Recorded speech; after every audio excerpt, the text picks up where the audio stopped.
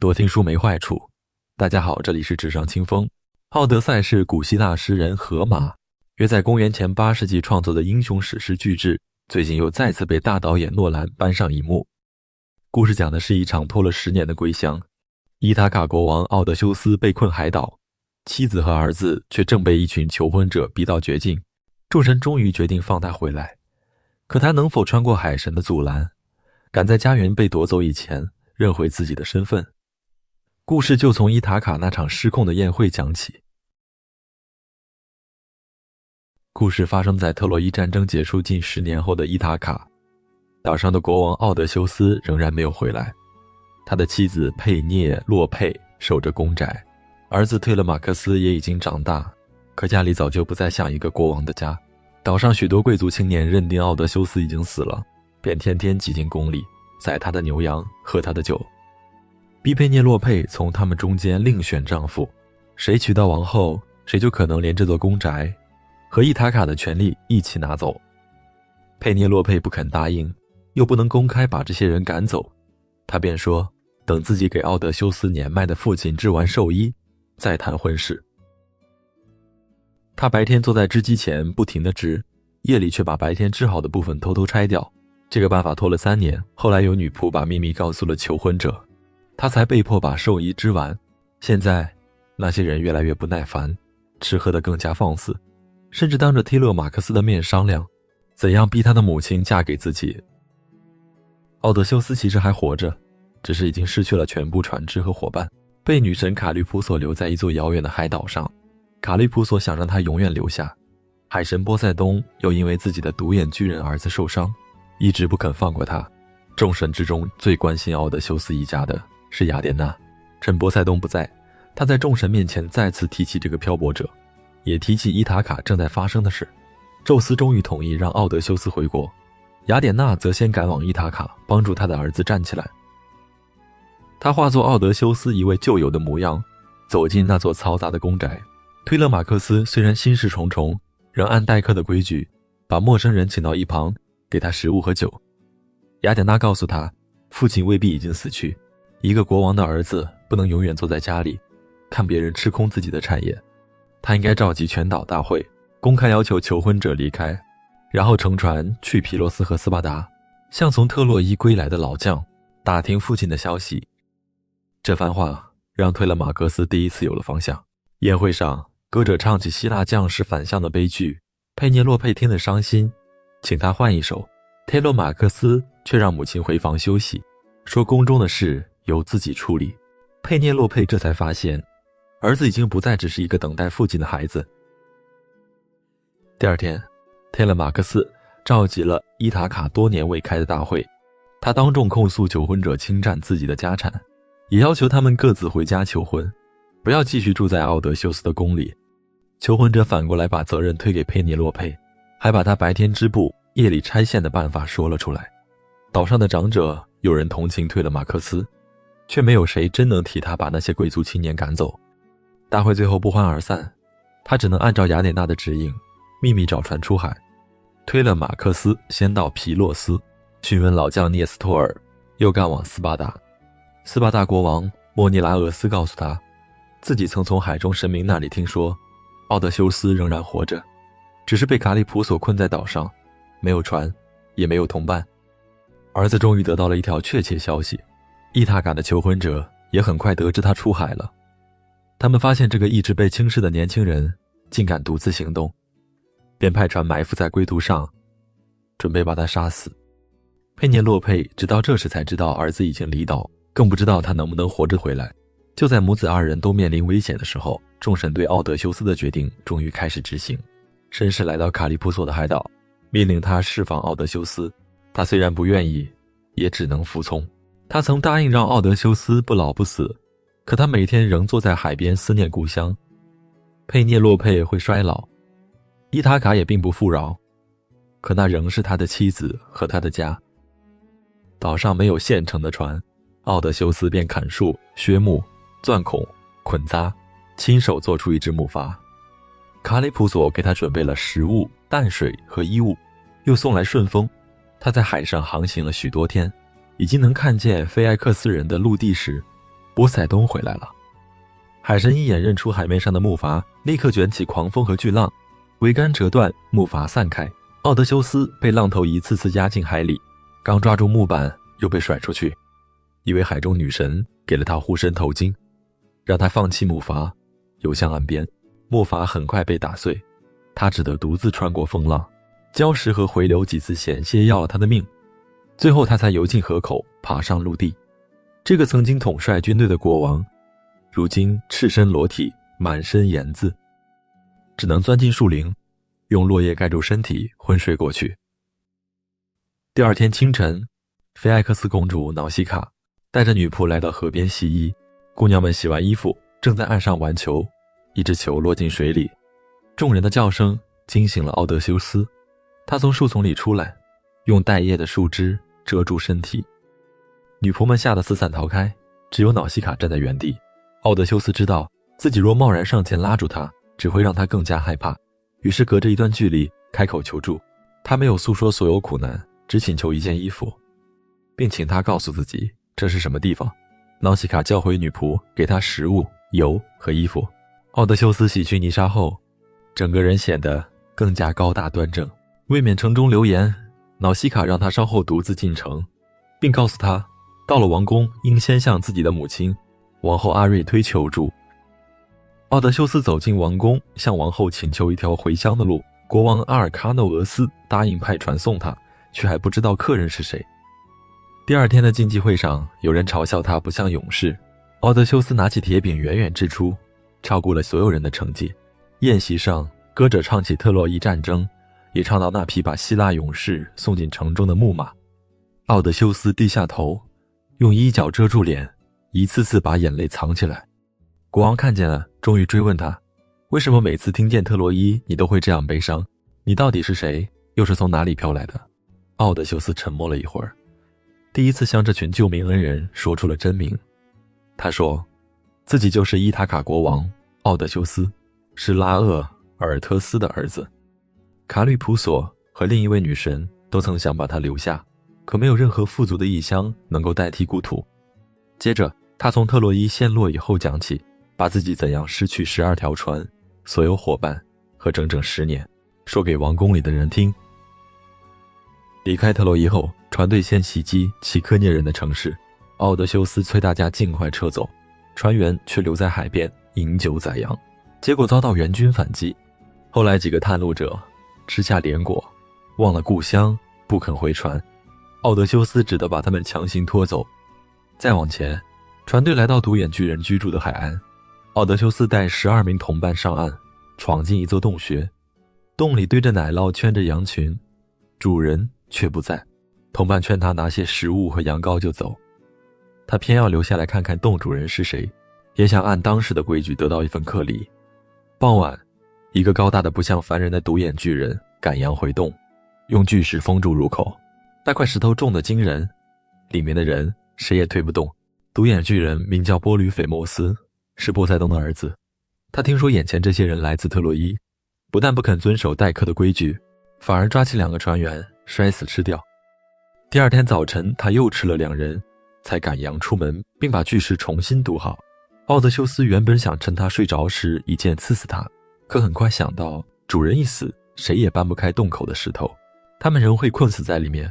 他从洞中找到一根粗大的橄榄木，把一端削尖，在火中烤硬，再和剩下的人抽签，选出4名帮手。晚上，独眼巨人回来，又吃掉2名船员。奥德修斯拿出从船上带来的烈酒，一碗接一碗地敬给他。波吕斐摩斯从未喝过这么浓的酒，很快醉得坐立不稳。他问奥德修斯叫什么，还说最后才吃他，便算是一份克礼。奥德修斯回答，我叫梅人。等独眼巨人倒下，奥德修斯和同伴把木桩放进火里烧红，一起抬起来，狠狠刺进他唯一的眼睛。波吕斐摩斯惨叫着拔出木桩。洞外的其他独眼巨人听见声音，隔着石门问是谁在伤害他。因为奥德修斯谎称自己叫梅人，所以波吕斐摩斯大喊，没人害我，没人要杀我。外面的人听后以为他只是生了病，便全都离开了。天亮时，失明的波吕斐摩斯搬开巨石，坐在洞口，用手摸每一只出洞的羊，奥德修斯把同伴分别绑在3只公羊的腹下，自己则紧紧抓住最大那只羊的长毛。独眼巨人只摸羊背，没有发现藏在腹下的人。众人终于逃出洞穴，把羊赶上船，迅速划离岸边。到这里，他们本来已经安全了，可奥德修斯压不住胜利后的骄傲，隔着海面高声嘲笑波吕斐摩斯。独眼巨人循声举起巨石砸向船只，海浪几乎又把船推回岸边。同伴苦苦劝阻，奥德修斯还是第2次喊出了自己的真名和故乡。波吕斐摩斯这才知道伤害自己的人是谁，便向父亲波塞冬祈求，让奥德修斯迟迟不能回家，让他失去所有同伴，乘别人的船孤身归来，而且回到家中仍有新的灾难等着他。从那以后，海神的报复有了准确目标。掌风者埃俄罗斯曾把不利的风封进皮带，只留下返乡的顺风。船已看见伊塔卡的火光，奥德修斯却累得睡着。船员误以为袋里藏着金银，偷偷解开袋口，狂风立刻把他们从家门前重新吹回海上。不久，船队误入莱斯特吕戈涅巨人的狭窄港湾，大多数船都停在2面高崖之间，只有奥德修斯把自己的船留在外侧。巨人从岸上投下巨石，砸碎船身，又捕杀落水的人。狭窄港口里的船无处转向，一条接一条沉没，最后只有奥德修斯的船割断缆绳逃出。原来浩浩荡荡的船队只剩1条船。幸存者来到卡尔克的岛，奥德修斯派一半人探路，他们走进林中的宫殿，接受女主人凯尔克的酒食，酒里下了药，同伴们喝下以后被他用魔杖变成了猪。只有留在门外的欧利罗克斯逃回来报信。奥德修斯拿起剑便要救人，途中遇到神使，神使给他一株能够抵挡魔药的神草，又告诉他等卡尔克发现药物无效，必须先逼他起誓，保证不再加害。奥德修斯喝下药酒，身体没有变化，他拔剑逼近，卡尔克只得起誓并解除法术，同伴们重新变回人。他随后为众人提供食物和住处，船员在岛上停留了1年，奥德修斯才再次请求离开。卡尔克告诉他，回乡以前必须先去亡灵的国度，向已经死去的先知推瑞西阿斯求问道路。就在众人准备出发时，一名同伴从屋顶摔下来死了。这个人前一晚喝醉，睡在高处，醒来后忘了梯子，失足折断了脖子。其他人忙着登船，甚至没有立刻发现他已经死去。奥德修斯航行到黑暗世界的边缘，挖坑献祭。最先出现的是刚刚摔死的同伴，他请求奥德修斯回岛安葬自己。随后，亡灵先知忒瑞西阿斯警告他，绝不能伤害太阳神的牛羊，否则船和人都会毁灭。他只能独自回到已被求婚者侵占的家。先知还告诉他，即使夺回家园，他的旅程也没有完全结束，将来他还要扛着一只船桨，走向不认识海洋的内陆，直到有人把船桨错认成养谷物的牧场，他才能在那里祭祀波塞冬，换来真正平静的晚年。这是后来才要完成的事，眼下他首先得活着回家。随后奥德修斯见到了已经去世的母亲，他告诉儿子佩涅洛佩仍在守候，忒勒马克斯正在长大，年迈的父亲独居乡间，而他自己是在漫长的思念中耗尽生命。奥德修斯3次伸手想抱住母亲，3次都只抱到空气。他们回到凯尔克岛安葬同伴，又按他的指引驶向塞人海域。塞人的歌声会诱人跳海，奥德修斯却想亲耳听听，便让船员用蜡封住耳朵，再把自己绑在桅杆上。歌声响起后，他拼命要求松绑，船员反而把绳索缠得更紧，直到船只安全驶远。再往前，船必须从2个海怪之间通过，一边是能吞下海水形成巨大漩涡的卡律布迪斯，另一边是藏在峭壁洞穴里的斯库拉。卡尔克告诉奥德修斯，与其让整条船被漩涡吞掉，不如贴近斯库拉，付出6个人的代价。奥德修斯没有把这句话完整告诉船员，因为他知道一旦众人提前听见自己必死，可能会丢下船桨躲进船舱。船驶过海峡时，所有人都盯着漩涡，斯库拉的6个长颈却从高处突然伸下，一次抓走6名船员，奥德修斯看见他们在半空挣扎，听见他们最后喊自己的名字，却什么也做不了。这是他一路上见过最痛苦的一幕。船终于离开海峡，可幸存者已经疲惫饥饿，再也承受不起一次错误。偏偏风暴又把他们困在太阳神的岛上。奥德修斯反复提醒岛上的牛羊绝不能碰。起初众人靠船上的存粮生活，日子一天天过去，粮食吃完，风仍不肯停。奥德修斯独自去远处祈祷，神明让他沉沉睡去。欧律洛克斯趁机劝大家，与其慢慢饿死，不如宰牛祭神，将来若能回国，再为太阳神建一座最好的神庙。他们杀了太阳神的牛，岛上出现了可怕的异象，剥下的牛皮像火雾一样移动，架在火上的肉也发出叫声。奥德修斯醒来赶回营地，事情已经无法挽回。几天后风势转变，众人急忙出海。船刚离岸，宙斯便降下雷电，桅杆和船身同时碎裂，所有船员都被抛进海里，再也没有一个浮上来。奥德修斯把断木绑在一起，独自在海上漂流，又险些被卡律布迪斯吞下。9天以后，他被海水送到卡利普索的岛上，从此困在那里。讲到这里，他的回忆终于接回眼前。12条船和所有伙伴全都没有了，只剩他一个人。王宫里的人听完后，久久没有说话。国王兑现承诺，命人把衣物、金银和食物装上船，让最好的水手送奥德修斯回国。费埃克斯人的船在夜里急行，奥德修斯躺在船尾，睡得很沉。船到伊塔卡时，他仍没有醒来。水手们把他连同礼物一起抬到岸上，安放在一棵树下，然后返航。波塞冬无法再伤害已经踏上故土的奥德修斯，便把怒火发泄在送他回来的船上。费埃克斯人的船刚靠近自己的港口，就被海神变成一块立在海中的巨石。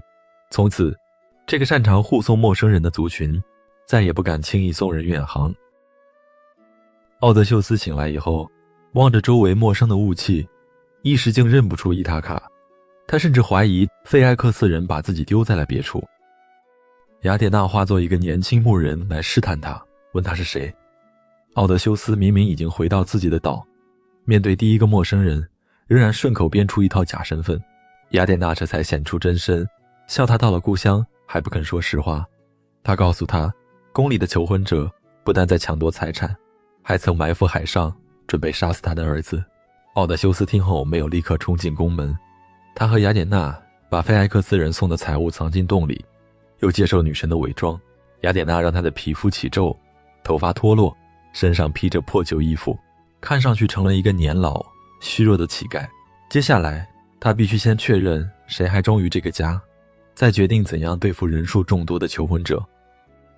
他来到养猪人欧迈俄斯的住处，欧迈俄斯没有认出救主，却仍给这个穷困的陌生人肉酒和披风。他思念失踪的国王，也痛恨宫里的求婚者。奥德修斯编造身份，并说国王很快会回来。养猪人不信这个消息，却仍善待客人。奥德修斯由此确认他没有背叛自己。与此同时，雅典娜赶到忒勒马克斯身边，催他立刻离开斯巴达。忒勒马克斯绕过求婚者的埋伏，在偏僻海岸登陆，没有直接回宫，而是先到欧迈俄斯的猪场。养猪人见他平安归来，像见到自己的孩子一样抱住他。按照忒勒马克斯的吩咐，欧迈俄斯随后进城向佩涅洛佩报平安。茅屋里只剩父子2人，雅典娜暂时撤去伪装，佝偻老人忽然恢复原貌。忒勒马克斯吓得后退，以为眼前是神。奥德修斯告诉他，我不是神，我就是你的父亲。儿子起初不敢相信，直到听完解释，才扑上去抱住他。父亲离家时，儿子还在襁褓，如今父子第一次真正相认。眼泪停下以后，他们立刻面对现实。求婚者人数众多，宫里还有已经投靠他们的仆人。父子决定继续隐瞒身份，忒勒马克斯先回宫，奥德修斯则以乞丐的样子稍后进入。等机会到来，儿子要把大厅里的长矛、盾牌和头盔悄悄搬走，只留下父子能够使用的武器。他们暂时只信任欧迈俄斯，其他人必须继续观察。忒勒马克斯回到宫中，佩涅洛佩抱着儿子哭了很久，他告诉母亲，莫涅拉俄斯得到过消息，父亲仍然活着，却没有说奥德修斯已经站在伊塔卡的土地上。另一边，欧迈俄斯带着化作乞丐的主人走向王城，途中，一个已经背叛家宅的牧羊人遇见他们，不但辱骂这个陌生老人，还抬脚踢他。奥德修斯握紧拳头，忍住没有还手，现在暴露身份只会毁掉整个计划。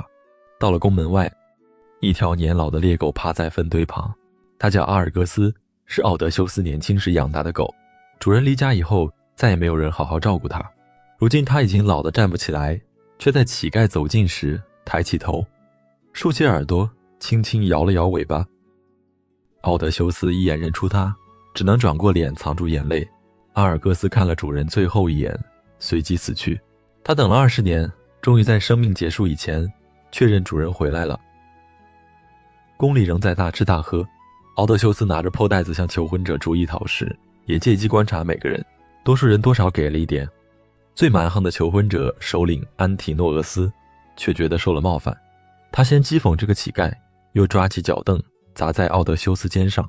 奥德修斯站在原地，身体没有晃动，只低声说，一个连陌生乞丐都容不下的人，迟早会迎来灾祸。安提诺俄斯不知道自己刚刚当众打伤的正是这座房子的主人。求婚者又让奥德修斯和另一个乞丐搏斗取乐，他只用一拳便把对方打倒。佩涅洛佩听说陌生人知道丈夫的消息，决定夜里见他。与此同时，忒勒马克斯按计划搬走大厅里的武器，只说怕烟火损坏，也怕醉酒者拿来争斗。夜深以后，佩涅洛佩坐在火光旁，询问陌生人的来历。奥德修斯仍不肯说出真相，便编造自己来自克里特，还说多年前接待过奥德修斯。她把丈夫当年的衣着、披风扣和随从说得十分准确。佩涅洛佩听着听着便哭了，眼前的人就在她面前，她却只能把这些细节当成一个旅人的旧闻。奥德修斯很想安慰妻子，但是最后也只能保证那个失踪多年的人已经很近，很快就会回来。佩涅洛佩又说，自己梦见院中的群鹅被一只大鹰全部杀死。大鹰还说，他就是归来的奥德修斯。她不敢确定梦的真假，只能准备最后一次选俘，谁能拉开丈夫的弓，让剑穿过排成一线的12把斧，她便嫁给谁。谈话结束前，佩涅洛佩让老乳母欧利克罗亚给客人洗脚。这位乳母从小照料奥德修斯，双手刚碰到他的腿，便摸到膝上那道旧伤，那是奥德修斯年轻时猎杀野猪留下的伤疤。乳母手中的水盆跌落，水洒了一地，他抬头便要喊出主人的名字。奥德修斯立刻抓住他，低声要求保密。欧利克罗亚含着眼泪答应下来。佩涅洛佩就在近旁，却没有看见这一幕，仍然不知道丈夫已经回到自己房中。第二天，求婚者照常来到宫里，他们继续嘲笑客人，也继续商量怎样杀死佩勒马克斯。有先知看见大厅仿佛被黑暗笼罩，墙上沾满鲜血，便警告灾祸已经临近。求婚者只把他赶走。佩涅洛佩随后打开储藏室，取出奥德修斯的弓和12把斧。他宣布，能够完成这项考验的人就是自己将要选择的丈夫。忒勒马克斯先立好12把斧，又亲自施弓，他接连3次没能把弓拉开，第4次几乎就要成功。奥德修斯却暗中示意他停下，儿子放下弓，说自己力量不足，让求婚者继续。那些人轮流上前，有人用油脂和火烘烤弓身，有人咬紧牙关使出全力，却没有一个能把弦装好。安提诺俄斯建议把比赛留到第2天，众人先继续饮酒祭神。趁大厅混乱，奥德修斯把2名忠诚牧人叫到院外，确认他们仍愿帮助救主，便露出伤疤，说明身份。2人含泪认主。奥德修斯让欧迈俄斯把弓送来，让牧牛人锁住院门，又叫乳母关好女仆所在的房门。乞丐提出弑弓，求婚者立刻大声反对。他们不是害怕这个老人迎走佩涅洛佩，而是觉得让一个乞丐触碰国王的武器是对自己的侮辱。推了马克思站起来，说这战弓属于自己家，他有权决定交给谁。欧迈俄斯便把弓送到奥德修斯手中，奥德修斯先检查弓身有没有被虫蛀，随后像熟练的乐师给琴上弦一样，轻松把弓弦扣好。他用手指一拨，弦声清亮，屋外随即响起一声雷鸣。奥德修斯取出一支箭，坐在原处瞄准，箭从第一把斧的孔洞穿入，又从最后一把斧后飞出，没有碰坏任何一把。推勒马克斯立刻拿起长矛，站到父亲身旁。弓箭比赛结束了，真正的清算也在这一刻开始。奥德修斯搭上第二支箭，直接射中正在举杯的安提诺俄斯，酒杯从手中落下，鲜血流进食物。其他求婚者一开始还以为乞丐失手杀了人，纷纷喝骂。奥德修斯站直身体，撕去伪装的口气，告诉他们自己就是这座公宅的主人。他们侵占他的财产，逼迫他的妻子，勾引家中的女仆，还曾计划杀死他的儿子。现在所有出口都已经封住。安提诺俄斯已死，另一名首领欧律马克斯马上改变口气，他把全部罪责推给死者，答应让众人赔偿吃掉的牛羊，再从各自家中拿出更多金银，只求奥德修斯饶命。奥德修斯没有接受，求婚者不是只吃了一顿饭，他们多年来明知主人可能还活着，仍然霸占家宅，还要谋杀继承人。欧律马克斯见求饶无用，拔剑冲来，被奥德修斯一箭射倒。大厅里的人四处寻找武器，却发现墙上的长矛和盾牌早已不见。忒勒马克斯趁机跑进储藏室，为父亲自己和2名中仆取来铠甲与长矛。他一时疏忽，没有关好房门。那个曾在路上替过奥德修斯的牧羊人发现通道，悄悄替求婚者搬出一批武器。欧迈厄斯和牧牛人随后抓住他，把他捆在房梁下，切断了求婚者最后的补给。战斗持续了很久，奥德修斯守住正面，忒勒马克斯和2名牧人护住两侧。雅典娜化作附近就有的模样出现，起初只是观察他们是否敢于坚持，后来才让敌人的长矛偏离目标，并把象征神力的盾牌举在大厅上方。求婚者失去勇气，父子4人一步步向前，直到最后一名反抗者倒下。奥德修斯也分清了无辜者，被迫唱歌的歌者和没有参与作恶的传令员得到饶恕。长期帮助求婚者的女仆被乳母认出，随后处死。替敌人搬武器的牧羊人也被处死。宫中开始清理血迹和宴席残骸。乳母欧律克勒亚跑上楼，告诉女主人奥德修斯已经回来，并且杀死了求婚者。佩涅洛佩起初认为乳母疯了，她等过太多年，也听过太多假消息，不可能只凭一句话便相信。等她走下楼，看见那个坐在火光旁的男人时，仍然没有立刻扑过去。推勒马克斯责怪母亲过于冷淡，奥德修斯却明白，20年的分离不能只靠一张变化很大的脸来填平。他先洗去身上的污垢，换上衣服。雅典娜也让他恢复高大英武的模样。佩涅洛佩看了很久，最后对乳母说，把他们房里的婚床搬出来，让客人在外面休息。奥德修斯听见这句话，立刻急了。他说，那张床根本搬不动。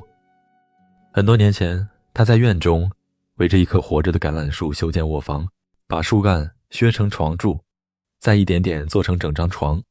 除非有人砍断树根，毁掉卧房，否则谁也不可能把它完整搬走。这正是佩涅洛佩等待的答案。婚床的秘密只有夫妻2人知道。他终于相信，眼前的人不是神制造的幻象，也不是听过就闻的骗子，而是离家20年的丈夫。佩涅洛佩扑进奥德修斯怀里，不停地哭，也为刚才的试探请求原谅。